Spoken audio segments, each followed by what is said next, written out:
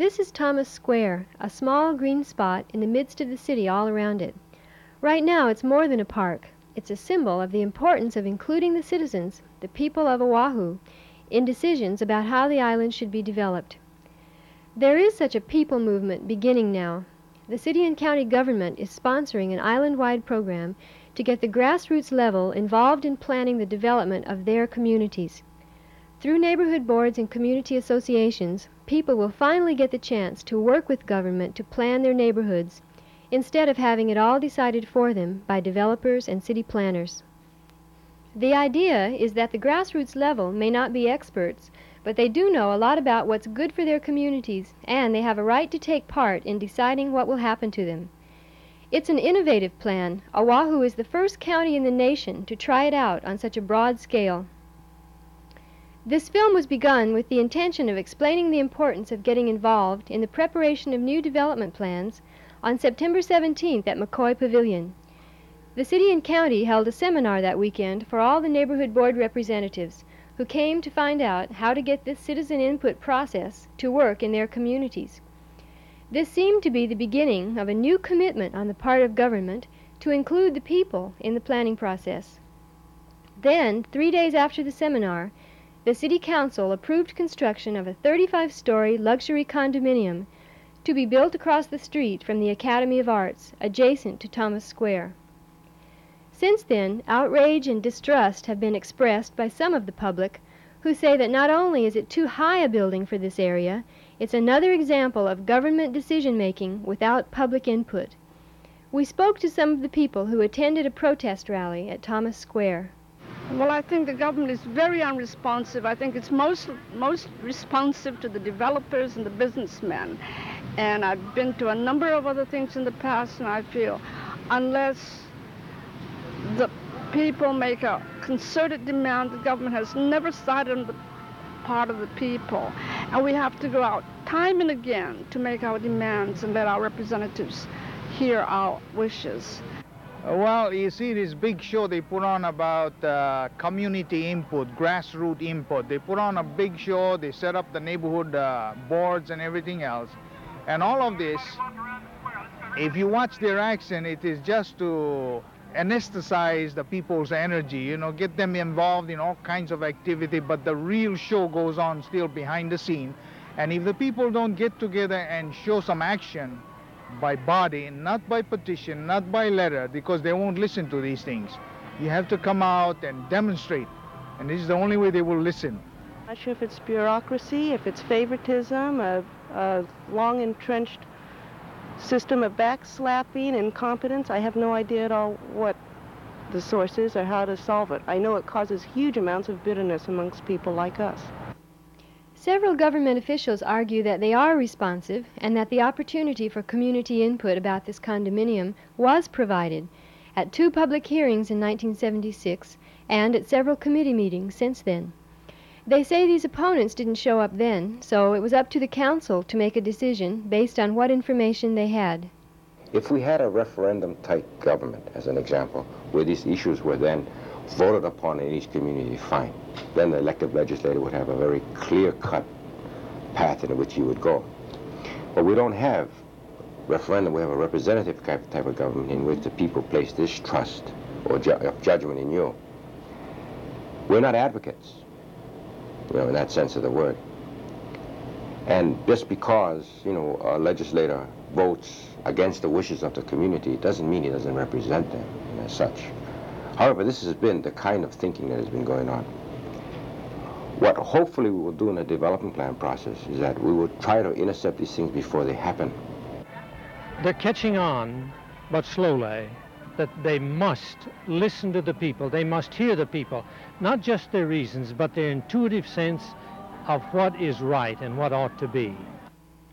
The people's intuitive sense of what is right may sometimes be at odds with what is legal, which is the case with Thomas Square. It's been legal to do just about anything involving the development of Oahu. The zoning on the island has been designed to encourage growth, not control it. Many think the need for development plans, an important first step to changing the zoning, started a long time ago. So there's been a lot of poor development. Hawaii is a very dramatic example of very poor development. It's because everybody's rushing to make a buck, and the fast buck developers have made their money and have gone out of the business, and they've gone someplace else. Maybe they've moved on to someplace in the South Pacific or Alaska. They're opportunists, but we're all suffering because of that. 10 years ago, things were well, things were going, you know, well for everybody economically. Everybody had a job, they're living good. Planning or zoning wasn't that important. There were other values, perhaps greater than what we have today.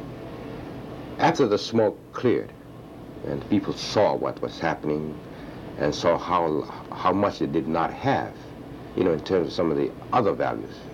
And I can look back at 1968 and 1970 to where big growth was absolutely unstoppable on this island, and where there were very few communities that had any idea of what was happening to them or how to cope with it. That's changed. Enough communities have had something bad happen that they're aware, and enough communities now have learned the language and have become articulate and know the right questions to ask of the right people that I do think we're better off than we were a few years ago. The mayor has long felt that the only planners that should be available to the community are those which work for the city.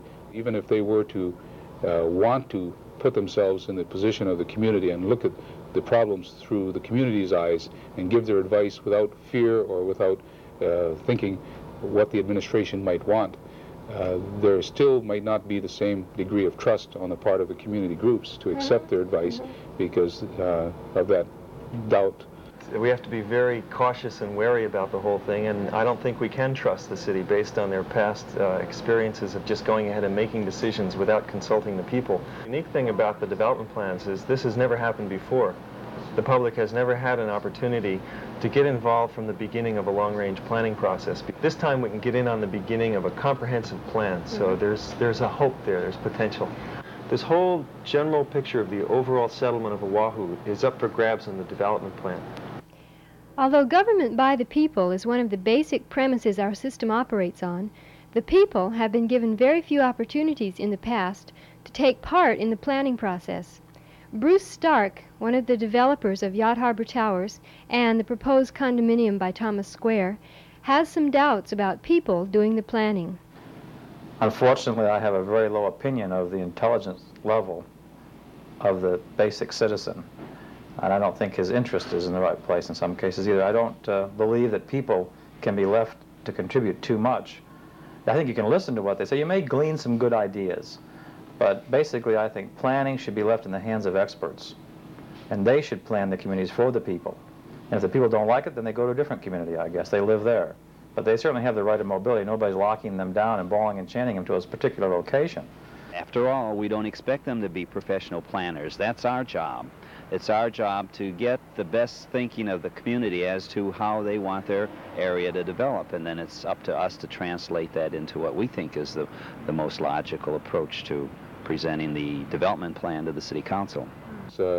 Whenever things are embarked upon, there is no guarantee that something good or valuable or the best will come out, but it's one of the constant risks in a democracy that we are essentially a country where we're laymen, where the citizens take part in things.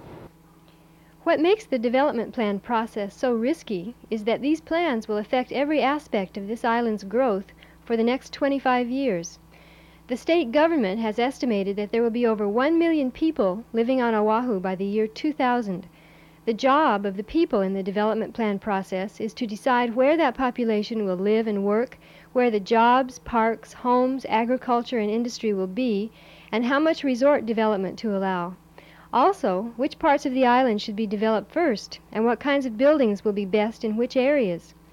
Every community will have to plan for change, but most of the people we talk to want it to be as gradual as possible. Well, it's a fairly old neighborhood, and the people that do live there have taken roots for such a long time that they don't want to change their lifestyle or move to another community because they have their friends there. Wai'anae, as I said, is a different kind of community. It's open country, it's rural, and their children don't want to leave. So we have that, and we love having them there. But this is why we have to be even more careful as to what we allow to come in to disturb, to disrupt this type of lifestyle, as we call it. We realize that a certain amount of development is inevitable, but we feel that if we do our jobs, the impact of such development will be minimal on the rest of the community. What we're concerned about is historically, as development moves in, the farmers get moved out. So a lot of these farmers whose land is residentially zoned or bordering residentially zoned land need a place to go. At this point, most of the residents that I have talked to are totally against any apartments or condominiums. The high-rise questionnaire we sent out was very scientific in our community and came back 95% saying they don't want the high-rise. If they had asked how many want urban sprawl, we'd have got a response back 95% don't want it. If you're going to have nothing but a low-rise community, we'll be having houses, ticky-tacky communities from here to Makaha, if we're going to keep agricultural property. And certainly, if more people could live within the central city area, you'd solve a couple of problems. Well, number one, you'd solve something with transportation. You'd cut down on the number of roads and highways and streets and systems that we need for utilities to service these people. And you'd be able to leave more open space. Now, maybe that's what Hawaii should be looking toward, because I don't think we can just spread houses or buildings just over a square inch of land on this island. And that's what some planners seem to be pointing toward. That scares me. I'm not against diversified agriculture, but our primary role is to take care of the requirements of people who live here. And, you know, some of the things like the business, the industry, and the commercial uses, you know, that go along with people activity. Admittedly, there is a limit to the underground water supply.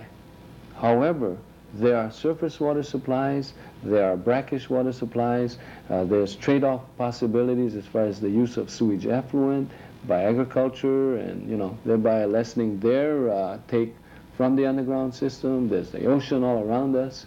So if you really come right down to it, I don't think we ever have to worry about running out of water. I think the big question is how much we're going to be paying for it. Right now, there are about 14,000 unoccupied dwelling units on this island. Most of the empty units are the result of buildings which don't fit the needs of the communities they're located in.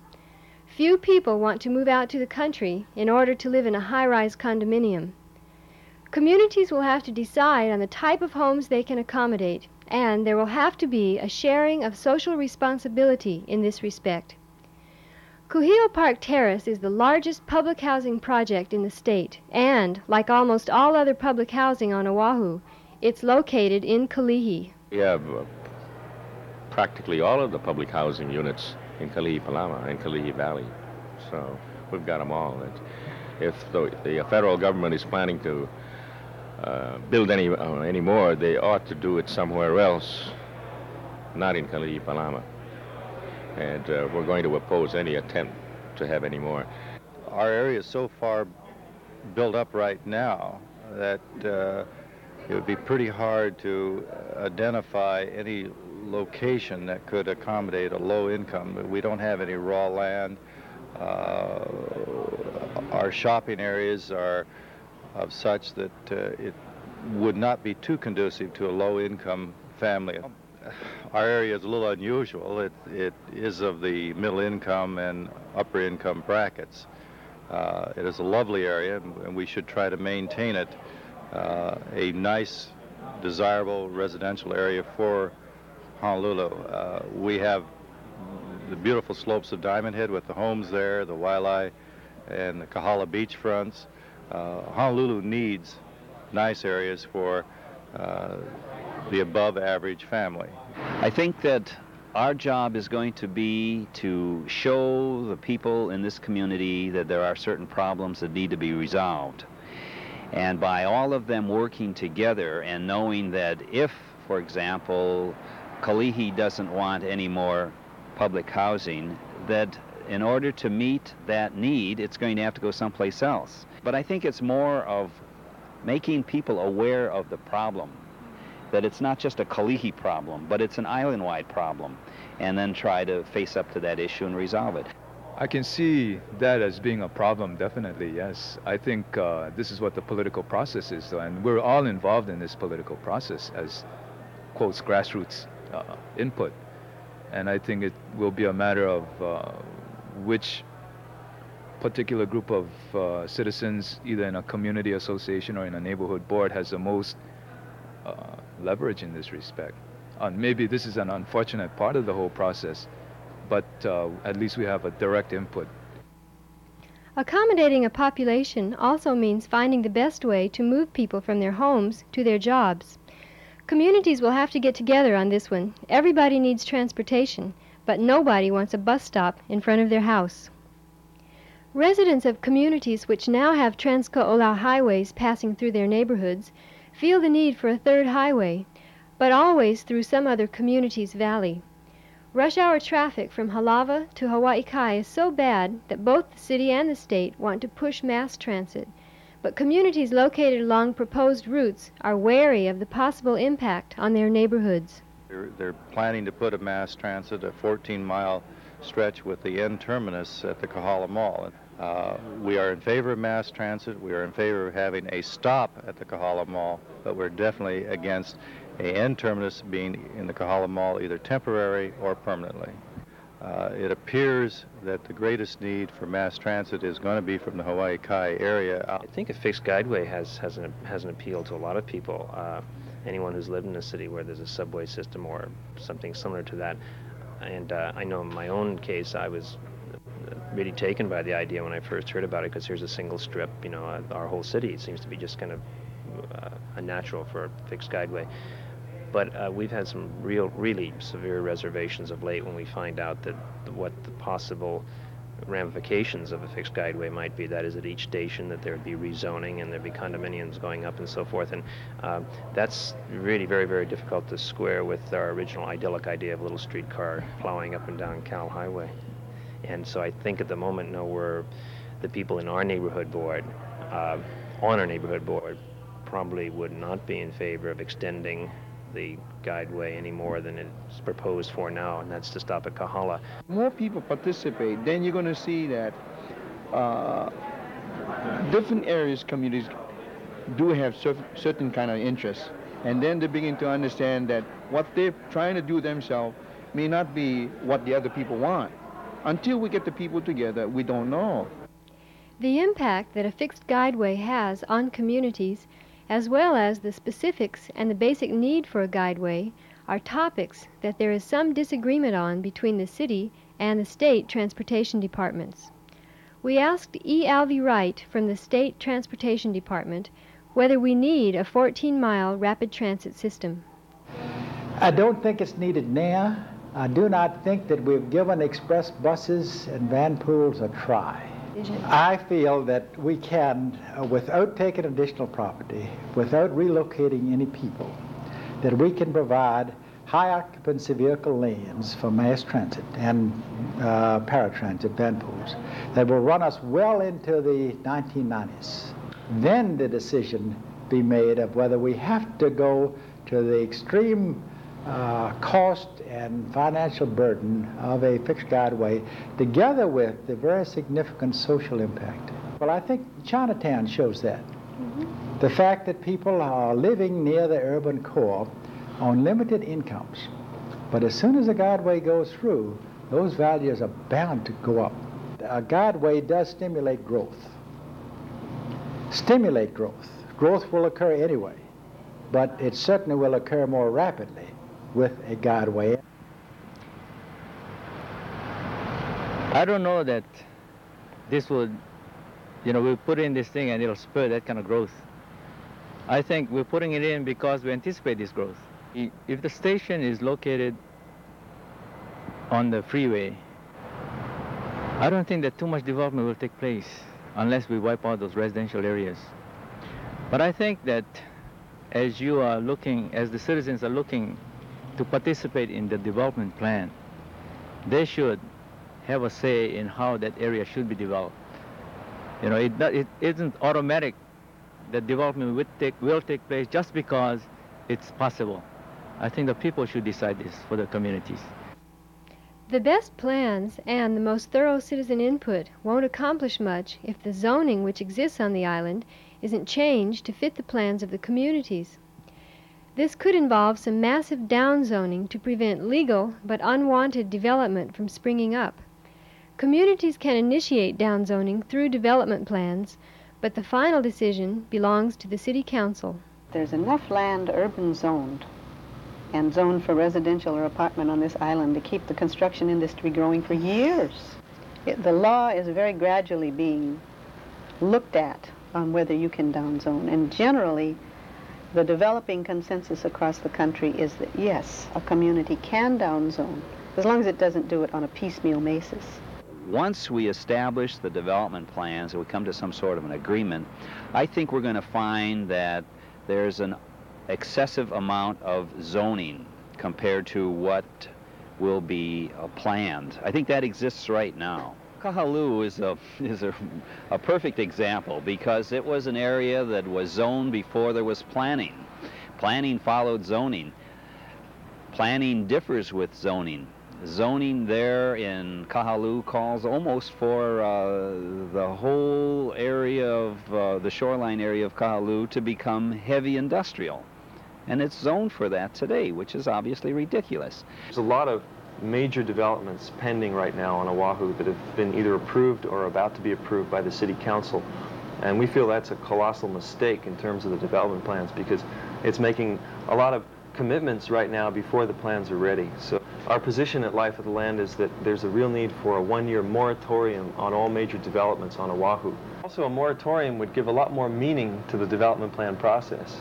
It would say to the people, look, we're holding up development pending your decisions on the development plans. And I think this would increase people's motivation to get involved in the development plans if they knew that their decisions were really going to mean something. To stop the world while we sit down and plan has been advocated many times in the past, and it is simply not, it is not an option that we really have. Not doing anything results in change as well. The business of the community must go on while this is being done. The fact that we're trying to involve the community more and more in the process, I think, is a good one. But it doesn't mean that everything else stops. Yes, I agree 100% with the first premise that major issues be deferred until we've completed the development plan process. But I don't think we can stop everything at this point and have a complete moratorium. There are certain issues that are, I think, of a minor nature that we could take care of adequately without jeopardizing the outcome of the development plan process. But certainly, this isn't the time that 350-foot high buildings should be built, here or anywhere on the island. Now, well, as we saw earlier, there are some who would agree with him. But until communities organize and develop strong plans of their own, they will continue to be subject to decisions made entirely by government. There are signs that through neighborhood boards, community power is growing.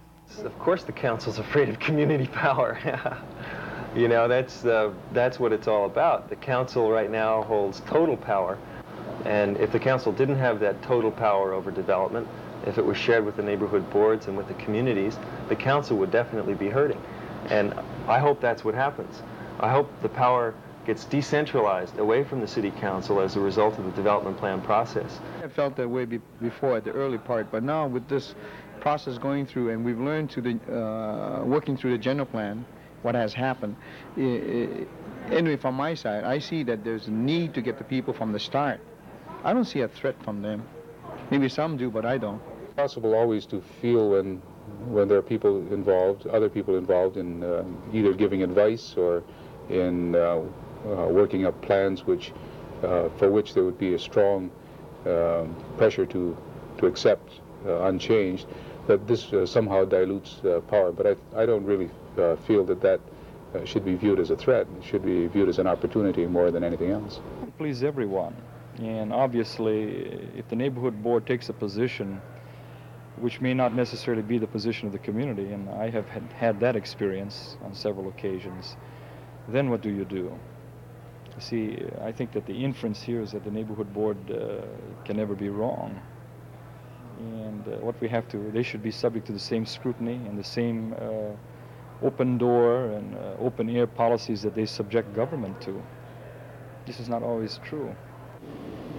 A good politician will know that by numbers that the general public is the one that puts him into office or takes him out of office. And I think to fight a move like this would be disastrous for any politician. And if they don't take an active interest, then we, as elected official, actually, giving advisory capacity to our city council, would take an active interest in what's going on in our city council so that we can organize ourselves in being administrative militant and saying, hey, all that extra work we've been putting in is going down a drain. Better take an active interest, otherwise the entire community will be up in arms. The crowd at the Thomas Square rally was up in arms, and Councilman Keikoa Ka'apu, who had voted in favor of the Admiral Thomas project, showed up with this announcement. My mind is open. I have voted for the project, not because I'm stupid or I'm bought off, but because I thought it was right. And I'll explain that Wednesday night. I hope you will give me at least an opportunity to do that. But my mind will be open to reconsider if what I hear is what I believe. I wouldn't be here if I weren't considering it. And I say this, that I wouldn't go through the trouble of the entire public hearing were it not for the fact that I believe that a public hearing of that sort, open, and so everyone can say all they wish to, should have been held before. And I hope that it will be done in all future examples. Regardless of whatever effect the hearing might have on the situation, it can be concluded that without protest, the hearing would not have been held. Issues like Thomas Square do encourage residents to get involved, and that's what the development plans are all about. Unless government does something that hits them personally with the pocketbook or something like that, they say, let the next guy do it. But I think to me, it's so important that with this new general plan and development plan and all these things that the state is trying to bring about, they gotta take part in this so that they understand that they're not getting screwed by one party or the other. You know, maybe you want to go home and watch TV and forget about it, but maybe you could go home and watch TV and see this program on TV and get thinking about some real issues in the community. And nobody wants to step forward. That's the whole thing, and nobody wants to get involved because it takes time and effort. And they say, let Joe do it or let Jim do it, see? They're doing a good job, so they got more time than we have, and that's the whole story. I've still got turkeys to feed and take care of my animals, but still I find time to do things and get involved. Where people get all wound up and they're going to save the islands one way or another, and then when it doesn't work, so many of them quit. You don't quit. You stick around and you use what you've learned, and you just get some more people into it, and you don't give up. There are a lot of issues involved in the planning of the island, but the whole point of the development plan process is that you don't have to be an expert to contribute. For the first time, we're being asked to think about what we like and what we don't like, what we want to preserve and what we want to plan for the communities we live in. There's a neighborhood board or community association in every community, and that's the place to go to give your input. Because without that input, government will have to continue making the decisions which affect us and the neighborhoods we live in.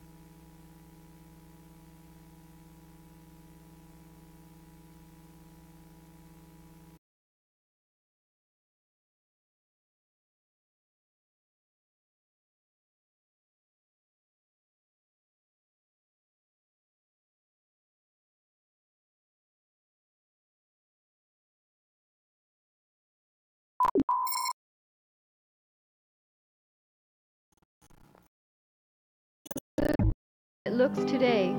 20 years ago, the City Planning Commission envisioned a second urban center here. The Kahaluu Master Plan provided for hotel resort zoning, noxious industry, and a major deep. William McCartney, a Kahaluu resident, tried to block those plans. But community pressure in 1957 was not what it is today. The director of the city plan.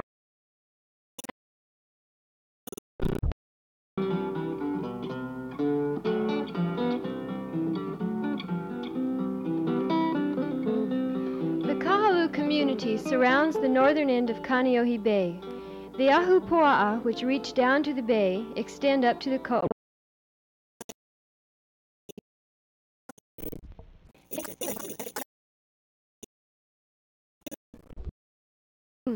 But I think in Kahaluu we've had considerable success in bringing a lot of people into involvement. And the history of the area goes back, organized Kahaluu goes back almost 10 years. And then a year and a half ago,